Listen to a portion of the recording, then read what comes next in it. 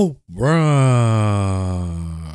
Today is Wednesday, September 28th, and this is a recap for the stock market activities today. Folks, I got a good one for you tonight, but before we start, to all of our viewers in the state of Florida in the path of the hurricane, our thoughts with you, and if you're sheltering tonight and watching this program, I hope I'm going to keep you in good company. But what a day we got in the equities market today. It is one of those historic days where we know that maybe the indices, the Dow Jones, the S&P, the Nasdaq were blasting higher. The fundamentals got much worse. You see, if you watched last night's video, I had three things in my bear shopping list. Number one, Apple cracking below 150. Number two, for the June lows to be defeated. Poof, gone. And number three, for the 200 weeks moving average in the S&P 500 to be poof, gone. Because from a technical perspective, these are the three last remaining lines of defense for the bulls. And the most important one was Apple 150, and today that was taken out. Why was it taken out? Well, you might have noticed overnight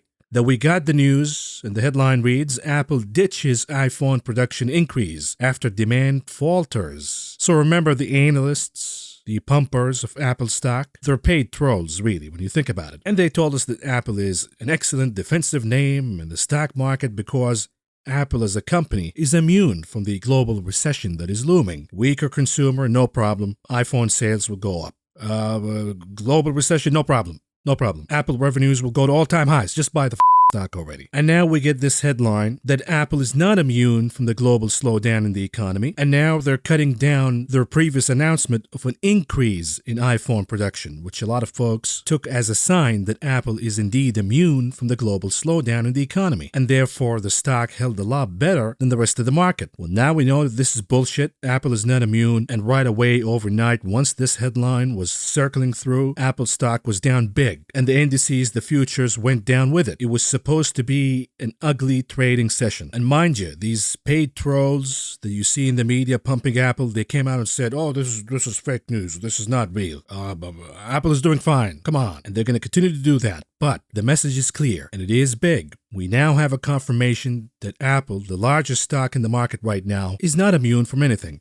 And it should go down and match what happened in the SPY, the Qs, and the rest of the market. And that means a lot of pain to come in pricing that in. But then something even more important happened. You see, we've been talking about the British pound crashing and the chaos in the UK, the lunacy from Liz Truss and the tax cuts issuing more stimulus, more fuel into a very hot fire of inflation right now. And we are all wondering, what would the response be from the Bank of England? And the rational assumption was, well, they're going to jack interest rates even higher, which is extremely dangerous because the British economy is in stagflation right now. It is already weakening. Well, guess what happened? This morning, the Bank of England buckled. They tapped out, bust, waving the white flag. We can't do it anymore. And they actually started buying bonds, spending over £65 billion in buying these bonds, aka quantitative easing. We're going to talk about this in details in the In Focus segment, but the end result was the algos and market participants here in the United States assumed that, hey, look at this, the Bank of England is already buckling and pivoting. Maybe the Federal Reserve will be next. Despite all of that tough talk, the Bank of England said no mas, can't take it anymore. Will the Fed do the same? And that process of thinking washed its way throughout the market. We saw yields here in the United States crashing, specifically the 10-year, and the dollar went down. Immediately, the algos look at yields and the dollar down, and they pump the stock market higher. And they pump, most importantly, commodities, related stocks, and the high beta, high multiple kind of stocks. The most overbeaten one. And we got an insane rally. But this is lunacy. This is stupidity on mass scale. Are you now saying that the bullish case is systemic financial risk, which causes the Fed to pivot? Is that your bullish theory now? Here's Mohammed Al-Arian. You've got to be clear why it is they're going to pivot. They are not going to pivot because the indicators they're looking at are coming down really quickly, inflation, etc. That's going to take time.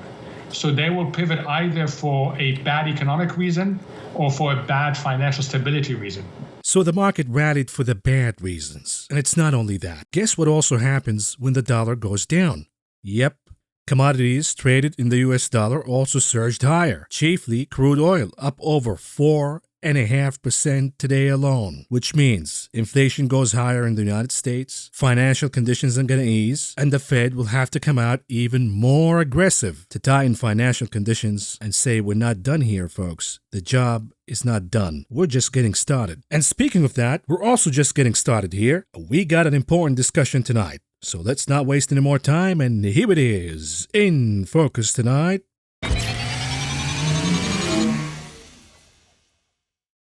Lunacy, absolute insanity with no rationale whatsoever. Clowns, a bunch of clowns leading the world's economic policy. What could go wrong, right? And here's the background for you. You know that the US dollar has been surging significantly higher, and the reason is the Federal Reserve, the most powerful central bank in the world, is tightening its monetary policy, and therefore the money supply shrinks, interest rates move higher, and as a result, the value of the US dollar appreciates. And when that happens, the value of other currencies pinned against the US dollar move down. We have seen a lot of currencies moving down, but the most stunning one is the British pound. And the strength of the US dollar is not based on any shaky legs. The strength of the US dollar has significant, powerful tailwinds behind it, not just from the Federal Reserve, but from market speculators. Market speculators are betting for higher US dollar, and they're just getting started here. They're not done with the bets, despite today's action. Furthermore, we know that the idea of devaluing the dollar is absurd, given the fact that the dollar is the global reserve currency. And while the wreckage from the rise in the dollar is felt here at home, with a threat of about $60 billion hit to corporate revenues, all of these multinational corporations with revenues from overseas, those revenues will shrink significantly due to the exchange rate. So the dollar is an enemy to corporate growth and corporate earnings here in the United States. But it's also causing an even more severe havoc on global economies. Why? Because global currencies are crashing as the dollar continues to surge higher. And we're not talking about third world countries' currencies here. We're talking about the Japanese yen, we're talking about the Swedish krona, we're talking about the British pound, we're talking about the euro. All of these currencies lost more than 10% of their values since mid-2021 to date. And as the Federal Reserve of the United States of America raises rates, the rest of the world bears the pain, because when the value of their currencies go down, their purchasing power diminishes. They can't buy stuff, they can't buy dollarized commodities. It's going to cost them more, and effectively that pushes the inflation rate in these countries higher and higher and higher. And the risk is, as if these global economies weaken as a result from the surge in the United States dollar, something is going to blow up. We get to the stage of systemic risk when currencies crash rapidly in a short amount of time. But the question is, what other choice do central banks have besides tightening aggressively when the rate of inflation is surging worldwide? And here's Larry Summers on the subject. Take a listen. The one thing that comes out of all of it is a newly strengthened dollar. I mean, it sets record after record after record. What does that mean for the global economy? Look, a strong dollar is causing inflation in the United States to be lower than it otherwise would be because it reduces import prices, but it's pushing inflation up everywhere else. And because the dollar is the currency of international trade, it's taking lubrication out of the system, and it's putting extra burdens on countries that have borrowed, because when they've borrowed in foreign currency, it's usually been in the dollar. So this is going to complicate macroeconomic management in many countries. There's going to be continuing, I fear, distress. Countries are attempting to counteract this with intervention, as the Japanese did. I think we've mostly learned that when you're intervening against the trend, when you're intervening against the direction of monetary policy, which is certainly the case in Japan, your intervention is as likely to create opportunities for speculators as it is to really be effective in changing the path of currencies. So I think this is going to be an issue that is going to be with us for some time. But I suspect for the period ahead, countries are going to have to be adjusting to a very strong U.S. dollar. So when these currencies get devalued versus the dollar because the dollar is surging higher due to the Fed's tightening, what happens? Inflation rises higher in these countries, specifically energy inflation.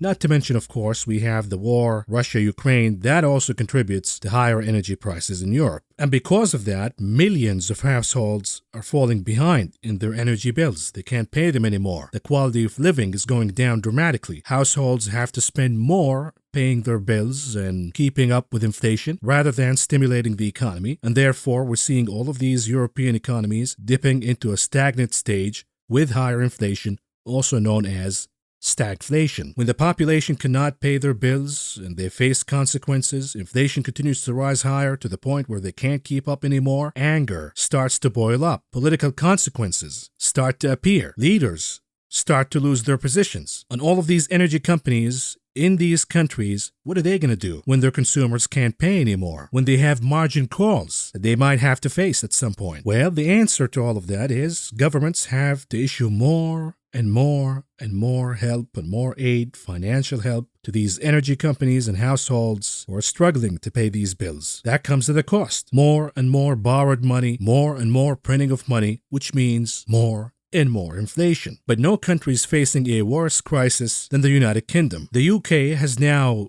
allocated almost 179 billion euros to cushion against the rise in energy inflation, all of these households falling behind, all of these energy firms facing margin calls. And $179 billion is the equivalent of about 6.5% of the entire GDP of the United Kingdom. This is insane. When you talk about the systemic risk, what do you think this is? You're looking at it right now. And the rise in interest rates will guarantee a blow up here. About 40 billion pounds are now allocated to aid households to pay energy bills alone in the United Kingdom. Inflation is getting so bad in that country that even the supply of beer is under threat. Not to mention the cost of beer is surging by the day. Now, look, it all comes down to bread and beer. The population is willing to tolerate any kind of inflation, but when it comes to bread and beer, the pitchforks start to appear. We know that inflation is a major problem in the United Kingdom. In the summer, the Bank of England projected that the inflation rate in Britain will be slightly above 11% by October, meaning next month. And of course, at the time, everybody thought that this is crazy. Come on, inflation is not going to be at 11% by October. Well, guess what? Now, it's almost a certainty. It's not only that, but Citigroup sees the inflation rate in the UK at almost 20% by January. Inflation has wreaked havoc on the British consumer. Matter of fact, this is the worst standard of living in the United Kingdom, at least in 2 decades. Certainly, the worst standard of living this century in the United Kingdom. Inflation rises higher, wages don't keep up with the rise in inflation, the standard of living goes down. And of course, they're saying, hey, the British GDP will also be stagnant, but it's going to be positive. Let me fix this one for you. Here it is. Yep, looks more accurate, isn't it? So given this information, high inflation, slowing in the GDP, what does that mean? It means the UK is in a stagflation crisis. What is the problem with stagflation? Well, inflation is high. The pace of economic activity is slowing down. And this is the worst case scenario because to tackle inflation down, the Bank of England needs to increase interest rates significantly higher. They need to tighten the monetary policy. What does that do? It slows down economic activity even more. So you're now tightening while the economy is collapsing, but you have no other choice because inflation is sticky and it continues to linger higher. And the risk of letting inflation go is a lot more dangerous than pushing the economy into a recession. And therefore, the projection was the Bank of England will continue to increase interest rates, and they did surprise everybody by raising interest rates by 75 basis points last time around. But here's the problem. You would think when the Bank of England tightens the monetary policy aggressively, such as by raising rates by 75 basis points in a single meeting, the value of the British pound, the sterling, should go higher. But this is not what we saw, despite the fact that the Bank of England raised interest rates significantly so, at least from the lows. We haven't seen a response, a positive response in the currency market. If anything, the value of the British pound continued to go down and down and down by the day. Why? Because it is pinned against the dollar. The dollar has a much bigger tailwind. The U.S. Central Bank, the Federal Reserve, is much more powerful than the Bank of England, certainly more influential in financial markets. And we've seen this in history before. Back in the episode of the 70s, the inflation of the 1970s, the value of the dollar was crashing. On the other hand, the value of the British pound was appreciating. The inflation in the 1970s is different than the inflation that we have right now because back then they did not have almost a decade worth of QE. So QE distorted everything. Now we have the opposite phenomenon. The dollar is surging higher. As inflation rises higher, the pound continues to crash. But look at what happened back in the 1970s the moment the Federal Reserve decided to tighten the U.S. monetary policy to control inflation. The value of the dollar went higher, significantly so. And as a result, the value of the British pound went down. Even though at that time, Britain was also facing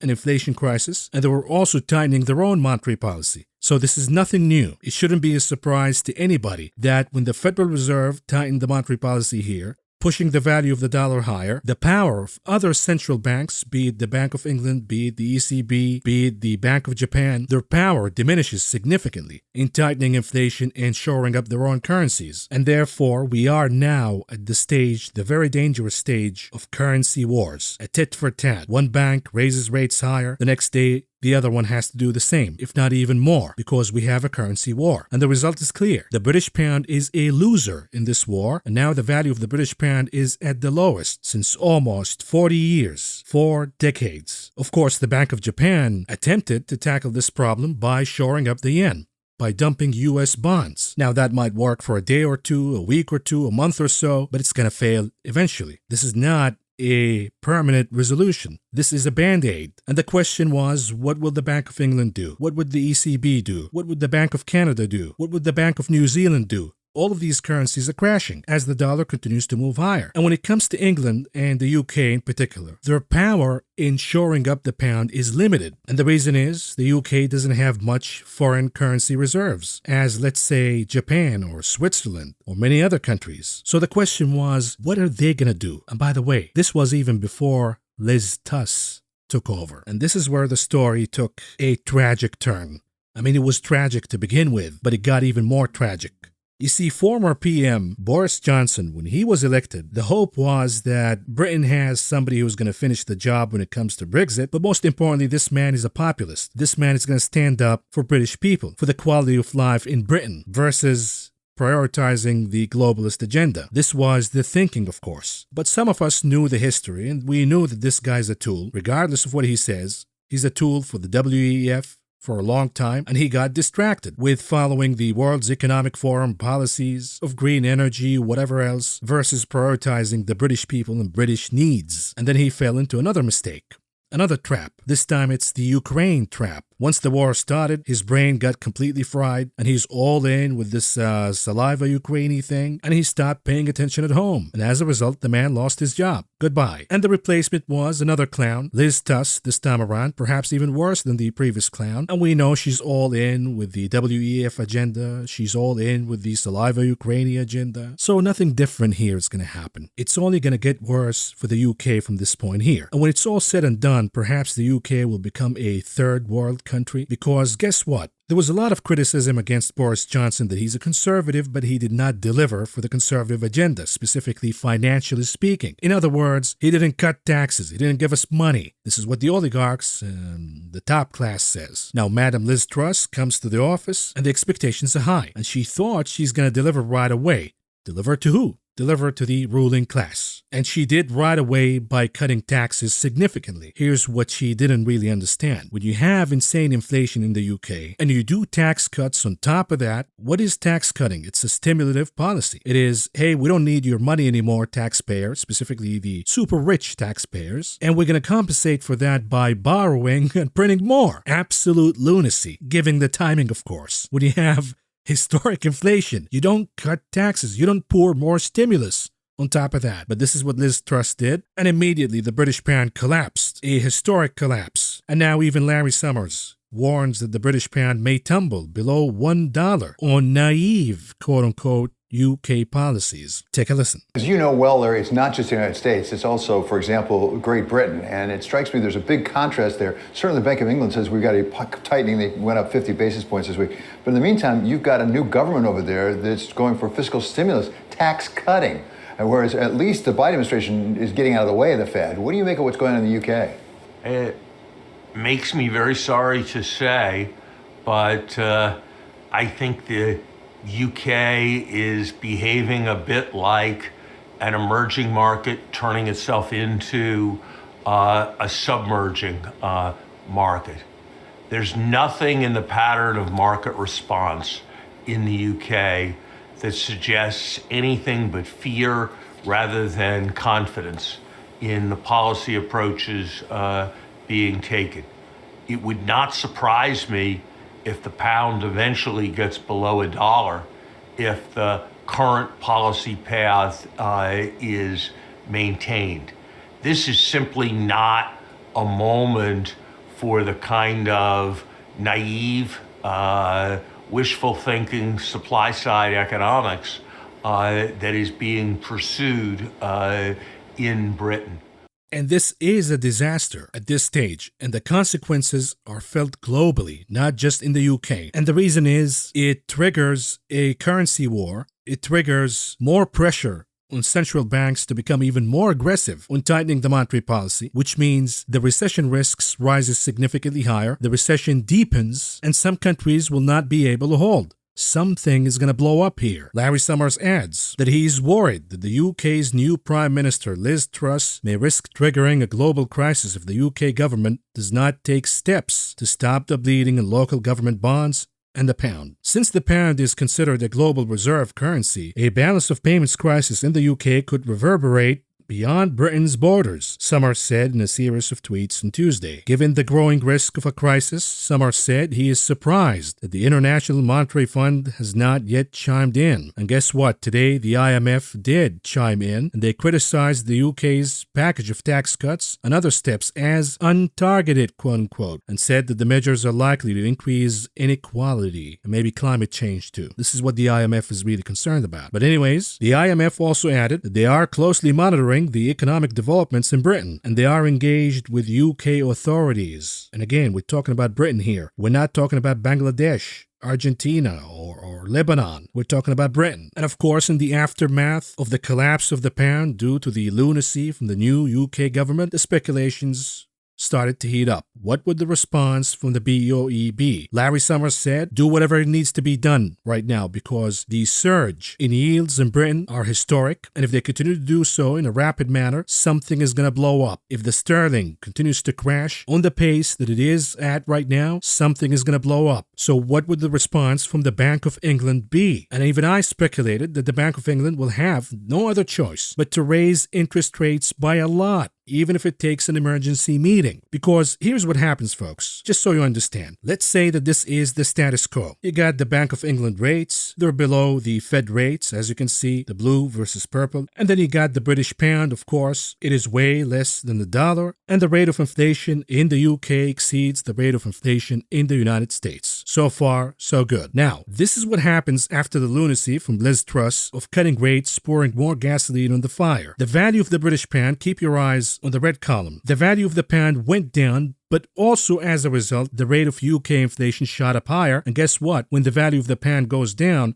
the value of the dollar shoots up higher. And as a result, US inflation goes down. Then what happens? The assumption was the Bank of England has to increase interest rates significantly, even more than before, to shore up the British pound and tackle UK inflation down. So once they do that and they increase interest rates higher, what happens? Look at the blue column. It went higher. BOE initiates interest rate hikes more than before to tackle inflation down. Here's the result. UK inflation goes down, British pound moves higher, but as a result, the value of the US dollar moves down and the value of US inflation moves higher because when the dollar goes down, a lot of commodities move higher. So then what happens? Keep your eyes on the purple column this time around. Well, the Fed has to respond to US inflation being sticky at this point. So they raised the interest rate higher. And as a result, what happens? The value of the dollar shoots up higher. And as a response, US inflation goes down. But on the other side, the value of the British pound goes down significantly. And as a result, UK inflation pushes its way back higher. And then the Bank of England has to respond, and it goes tit for tat. This is a race to the bottom. And in this currency war between central banks, something is going to blow up. Because by the end of it, they're going to raise interest rates way beyond what they anticipated before. If the Fed says 4.5%, 5%, when this is all said and done, they'll be looking at 7, 8%. And the same goes with the Bank of England. This is the risk that we have at this stage. So what is the alternative, Maverick? What do? Maybe the alternative is they buy more time. But there is a consequence to that, which is when the time is done, they have to come back and be even more aggressive in tightening the monetary policy. Okay, Maverick, what do you mean by buying time? What does that mean? It means this. What we got in the morning today, the headline reads, the Bank of England went into full financial crisis mode on Wednesday, saying it was restarting its money printing presses at whatever scale is necessary, quote unquote. In other words, printing. Print, baby, print. QE on steroids. QT. What do you know? We're back at QE, baby. No consequences this time around. Oh, wait a minute. The consequence is inflation is going to rise higher, and the BOE has to play catch-up now and raise even more aggressively than they thought before, and so is the Fed. See how dangerous this game is? You see how stupid this market rally was today? And here's the take from David Rosenberg. He says instead of the BOE backing away from QT and re-embarking on QE, wouldn't it make more sense for this neophyte and idiotic trust-led UK government to simply pull the plug on its reckless fiscal plan, ?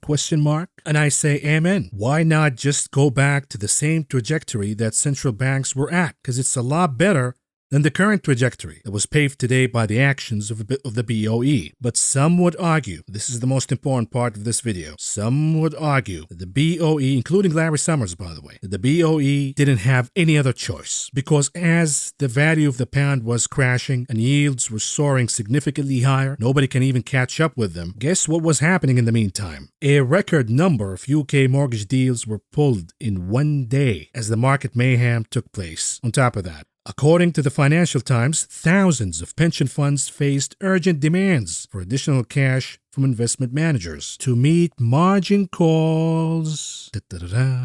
After the collapse in the UK government, bond prices blew a hole in strategies to protect them against inflation and interest rate risks. In other words, the Bank of England had no other choice but to do this. And by doing this, they made the fight against inflation much harder, and they made the looming recession much deeper. And this is where we are right now. It's going to continue to get worse. So what happened in the market today, the rally based on the dollar moving down and the yields pulling back, sure, you want to get an oversold rally, let's get an oversold rally. But what is it based upon? Stupidity? FOMO? Fed pivot? That's not going to happen. And on top of that, the situation got a lot worse. The recession risk moved significantly higher. The risk for a financial accident moved significantly higher. The risk of over-tightening by central banks moved significantly higher. The risk of systemic financial collapse moved significantly higher. Is there anything to celebrate out of this? Of course not. And therefore, I said today, say a prayer to all of these poor souls getting sucked into this rebound rally, because the situation worsened dramatically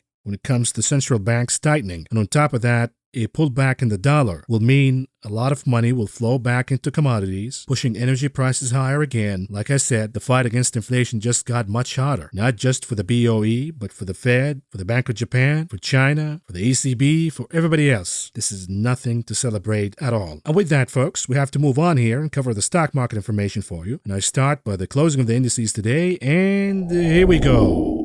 The Dow Industrial Average in the green, big time, 548.75 points, or a gain of 1.88%. The Nasdaq leading the pack with gains of 222.13 points, or a gain of 2.05%. The S&P 500 also in the green by 71.75 points, or a gain of 1.97%. To the moon, baby. Wait till we wake up in the morning tomorrow and everything is crashing. Anyways, here's the sectors' performances today. All in the green, no shame here. Good job, all of them. The number 1, capturing the gold medal, energy. Number 2 for the silver, materials. Number 3 for the bronze, communications services. We're not going to shame the laggards. Yeah, they lagged, but you know the dollar is down. It's a no-brainer. Energy and materials are going to lead the pack by a lot. What about the advance to decline ratios? NYSE is stunning, 90% advancing versus 8% declining. The Nasdaq, once again, stunning with 80% advancing versus 18% declining. Now, when we get these exaggerated ratios to the upside or the downside, usually the opposite happens the next day, and by this we don't mean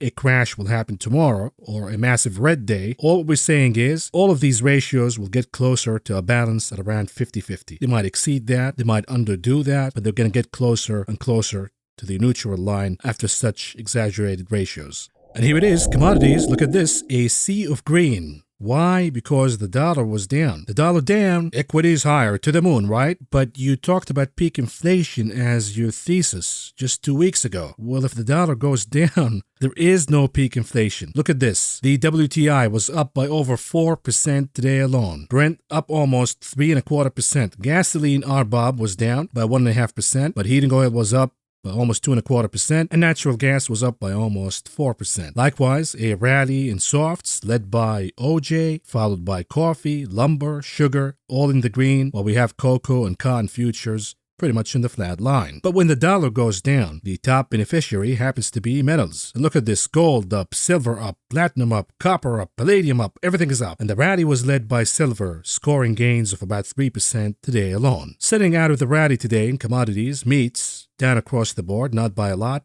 but live cattle, feeder cattle, lean hogs futures all down. When it comes to wheats, mostly in the green. A rally led by wheat. Wheat is closing at 1,000 once again, and it gained about 3.5% today alone, followed by gains of almost 2% in oats and about 1.25% in canola. We also have flattish, meat in the green activities in corn, rough rice, soybeans. On the other hand, soybean meal and soybean oil lagged today, not by a lot. They closed in the red, but all in all, it was an inclusive rally in commodities. And wait till the stock market participants, let's say this relief rally lasts for a day or two. Wait till they put two and two together and say, oh, wait a minute here. Yes, the dollar is down, yields are down, and equities are going higher, but why are commodities also going higher? Doesn't that make inflation also go higher? And if inflation goes higher, doesn't that make the Fed more aggressive in talking about it? Whoops.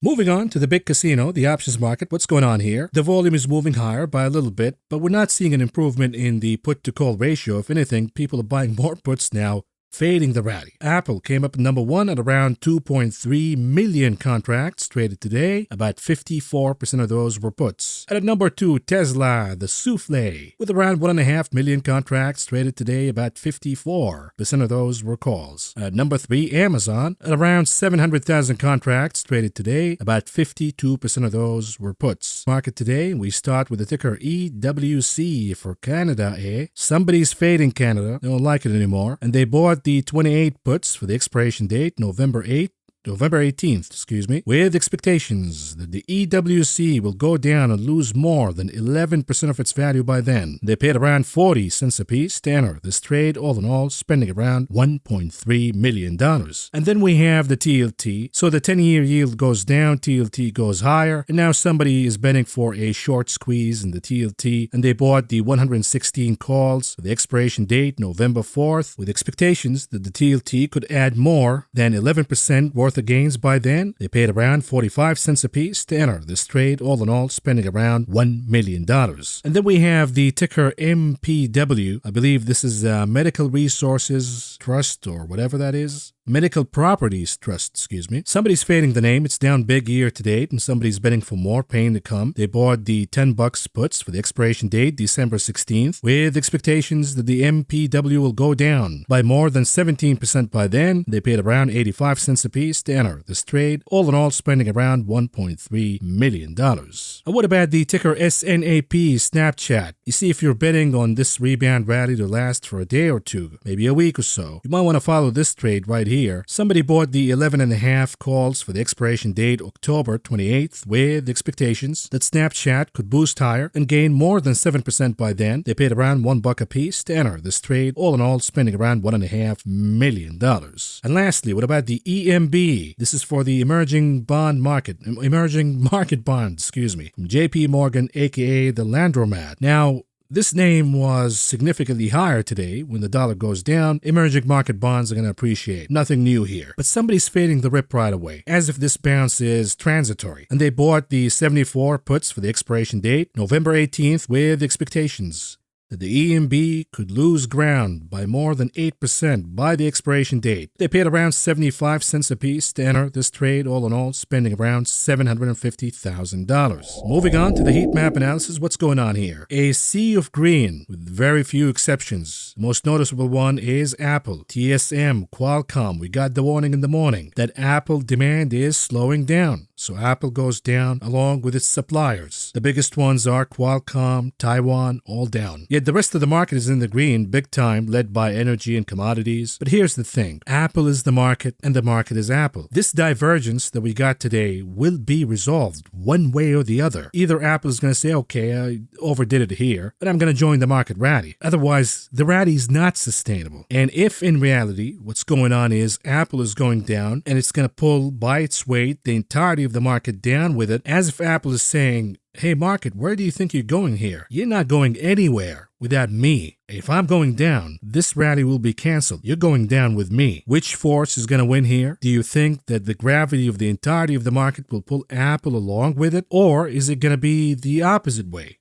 where the gravity of Apple pulls the entirety of the market down with it? Let me know in the comments, because we know what happened last time around. The gravity of Apple pulled the entirety of the market up. So my hunch is the gravity of Apple will pull the market down with it. But don't take my word for granted. Think about it yourself. And here's the heat map for the ETFs, a sea of green. The only thing lining up red here is the inverse indices, the VIX proxies, and of course the EWT for Taiwan, because TSM was down today. But besides that, everything else is in the green. Believe it or not, it was value that led the rally today, not growth. Why? Because the dollar was responsible for the rally today. It was not yields, as you might have heard in CNBC and the rest of them. They say yields are down, stocks are up. Bullshit. The dollar is down, stocks are up. That's what's going on. And the evidence is the rally was led by commodities, energy ETFs, XOP, XLE, OIH, and material ETF. XME, the XLB, the SLV, GDX, up over 7% today alone. Anybody holding NEM calls anymore?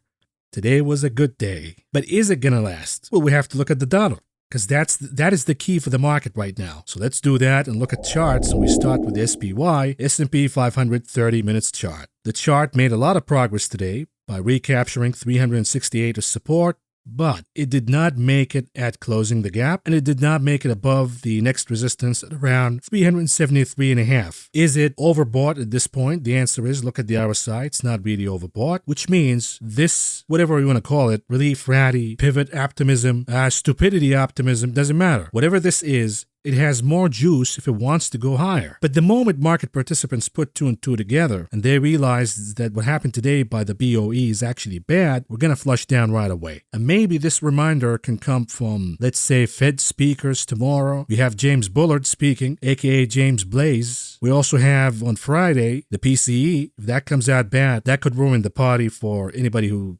betting on this rebound rally, this relief to continue. If we go down, we don't panic if we lose 368. But if we go down and we get closer to 362.16, which is the low, the June lows, in all likelihood, we're going to cut through it like knife through butter. So that's what you have to watch out for right now. On the other hand, on the way higher, the chart's going to face a lot of tough time, a lot of resistance at around the gap, let's say 374. And here's the daily chart for the continuous contract for the S&P 500. The good news for the bulls, number one, the volume went higher on a buying day, which usually happens in bottoms, short term or long term. But you need to see a confirmation. You can't just base all of this optimism from one day's worth of action, because the momentum indicators, they got oversold, quote unquote, and they improved a little bit today. But that doesn't mean that they're not negative, and they're not allowing negative momentum throughout the chart. They're still negative.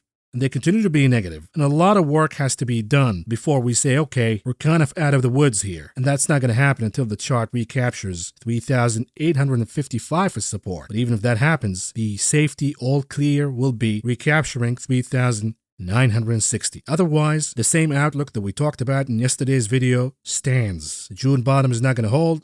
And down we go. And here's the Qs, 30 minutes chart. What's going on here? It blasted all the way in the third attempt to crack above 280 as resistance. Did not make it by the end of the day, but it's not a rejection yet. It's just a failure. We know that the gap 280 resistance is really strong. The chart cannot realistically crack above that number without something more than just another pivot optimism. It has to be followed by action in the options market, buying calls, shorts covering, etc., etc. For now, the resistance remains at 280 and the support goes all the way down to the June bottom at around 269.29. I'm not going to even play the latest lows, because if the chart starts to trend in the southern direction once again, the likelihood is it's going to pull like a magnet all the way down to 269.29. Here's the daily chart for the continuous contract for the Qs. Once again, the good news, the volume is on the upside on a green day. The momentum indicators on the daily chart are improving. Look at the MACD indicator. It could cross. We don't have a crossing yet. We don't have a confirmation that the bearish momentum on the daily is over. But that could happen soon if the bounce continues. Now, I'm in the camp that that's not going to happen. So the bulls need a confirmation here. And this confirmation could be, let's say tomorrow, we have another Fed zombie who slips and says, yeah, we're going to do just like the BOE did. Or, better yet,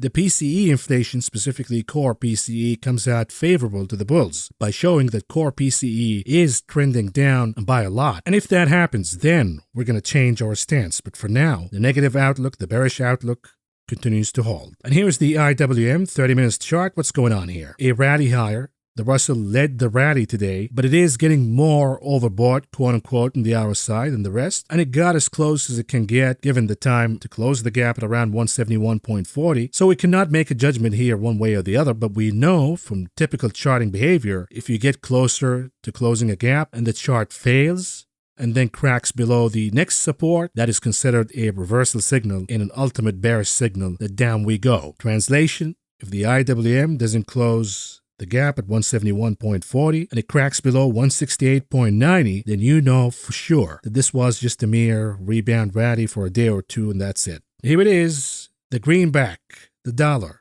aka Tricky Dixie. We call it tricky for a reason, by the way, because it plays dead, you start trading accordingly, and then it bounces back and says, hi, remember me? I'm not dead yet. And all of these options that you bought, well, they're going to expire out of the money. So watch out here. But this is the daily chart for the Dixie. From a candlestick perspective, is this a reversal? The answer is yes and no. Yes, it is a reversal of the last 2 days worth of action, but is it a reversal of this bullish trend, of this impulsive rally higher? The answer is no, until and unless it cracks below the breakout candle, which now stands at around 111.2. Otherwise, Tricky might not be dead yet. Watch out here. And here's gold, the daily chart. What's going on here? We got the bounce. The dollar is down. Gold is up. No surprise here at all. But is this a reversal right now? The answer is no, until and unless the chart cracks above and closes above the top of the breakdown candle, which happens to be at around 1,671. And here's the daily chart for Brent oil. Still above 85. The bulls are not dead yet. And if the dollar continues to go down,